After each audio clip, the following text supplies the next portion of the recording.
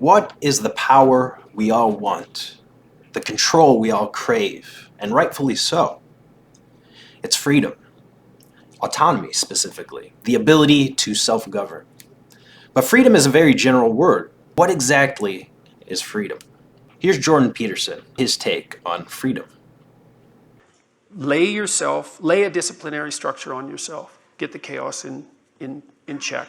And then you can move towards a state that's freer, because it's discipline first. Like, look, if you're going to become a concert pianist, there's going to be several thousand hours of extraordinarily disciplined practice. That's the imposition of order on your potential, let's say. But what comes out of that is a much grander freedom. And so in virtually every freedom that you have in life that's true freedom is purchased at the price of discipline. People think of freedom as the ability to implement your whim. And freedom opens up that as a possibility. But sustainable freedom, that isn't what it's about at all. It's primarily about responsibility. It's about determining which load you're going to pick up and carry. That's the proper definition of appropriate freedom. It's not dim gratification of instantaneous impulse. It's self-evident that that doesn't work. 2-year-olds do that, and that's why they can't live in the world. They can't organize themselves across time. They can't sacrifice the moment for the future. And the more sophisticated you get, I suppose, in some sense, the more you're able to do that. And then your freedom becomes the freedom to choose the proper responsibility. You want to take on responsibility. You want to take on the heaviest load that you can conceive of, that you might be able to move, because it gives your life nobility and purpose. And that offsets the tragedy. And not only psychologically, not only does it offset it psychologically because you have a purpose and something to wake up for, right, and to face the difficulties of the day, but also because if you face the difficulties of the day properly, you actually ameliorate suffering, not only in the psychological sense, but because you make the world at least a less terrible place. And that's something. If you want to go to university and become a physician, I think there's a lot of sacrifice of impulsive gratification that goes along with that. But if you become a physician, then it's a noble enterprise, people support you socially, and all the needs that you need to have fulfilled will also be fulfilled by that enterprise. Well, that's a way better model.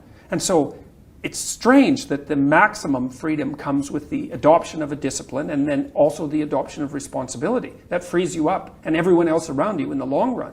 And if you explain that to people, especially in this day and age when they've been fed a never-ending diet of idiot rights and freedoms, they're immediately on board with it. Because they know that most of the meaning that people experience in their life is a consequence of adopting responsibility. Imagine an early American who just won the Revolutionary War against the British, at long last earned his freedom. He settles on a piece of land he buys on credit, but soon realizes that it's barren, and he has to work 3 times as hard before he can get it to produce any kind of a crop. And he has to work twice as many hours part-time as the shopkeeper's wage slave, more or less, to pay off his debt.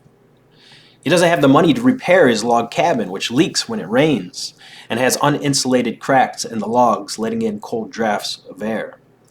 He's working 70, sometimes 80 hours per week to pay off his debt, and has just enough left over to buy food and medicine to stave off starvation and death. And the icing on the cake? The debilitating depression that comes with failure, and especially the lack of autonomy. He fought for his freedom from tyranny, and he won it, but ultimately failed to gain true freedom, true autonomy, which is something beyond freedom from tyranny, beyond the power to keep taxes low or the church separate from the state. And we all have different needs. For example, I could never bear the constricted structure of the traditional job where someone tells you where to go and what to do and when to do it, when to eat lunch, when to stop eating, when you can travel and for how long, what to wear and not wear, what your income ceiling will be, etc. But many thrive in that sort of environment and value the security and safety of a consistent paycheck and benefits over personal freedoms like that. Those types would look at my life and cringe at the perceived lack of security and the crushing weight of the responsibility of running a business, not to mention the obvious risks involved, given that, something like 80% of businesses fail within the first 2 years or something along those lines. We've all heard this statistic. David Bentley Hart said, "True freedom consists in the realization of a complex nature in its own proper good. Freedom is a being's power to flourish as what it naturally is, to be one ever more fully what it is. The freedom of an oak seed is its uninterrupted growth into an oak tree. The freedom of a rational spirit is its consummation in union with God. Freedom is never, then, the mere negative liberty of indeterminate openness to everything. We are not free because we can choose, but only when we have chosen well. And that is true freedom, choosing wisely. In other words, choosing the highest path, not just in a moral sense, but rationally as well. Embodying the Logos is the true path of freedom, not just in a metaphysical or spiritual sense, but psychologically, emotionally, rationally, all of the above. We become truly free not the moment we choose, but only when we have chosen the highest path. So that brings us to the question, how do I gain autonomy in a world designed to take it from me? First, what do I mean when I say we live in a world designed to take our autonomy? It's pretty simple. All you have to do is look at human history all the way up through our modern day to see a constant struggle for autonomy between the Nietzschean masters and slaves, the aristocrats and peasants, the proletariat versus bourgeoisie, this tribe versus that tribe. At the level of the of nations, we had ancient Egypt versus the enslaved Hebrews, for example, who escaped and ultimately outlasted one of the greatest civilizations the world has ever seen. The Romans versus the Germanic kingdoms, the so-called barbarians who ended up building the great kingdoms that would eventually become Europe. Dropping down from the level of nation to state to county to family, all the way down to the level of the individual, it's easy to see the push and pull internally, the give and take tug of war that takes place within the mind, as the various archetypal forces, the partial personalities that make up your psyche vie for control and supreme autonomy, so to speak. And that same tug of war exists up a level in friendships and families between father and son, mother and daughter, siblings, friends, peers at work, boss and employee. The two will inevitably and endlessly and subtly and politely fight tooth and nail over power. The power to rule and to self-govern. The ability to exercise one's will to power. And that's life.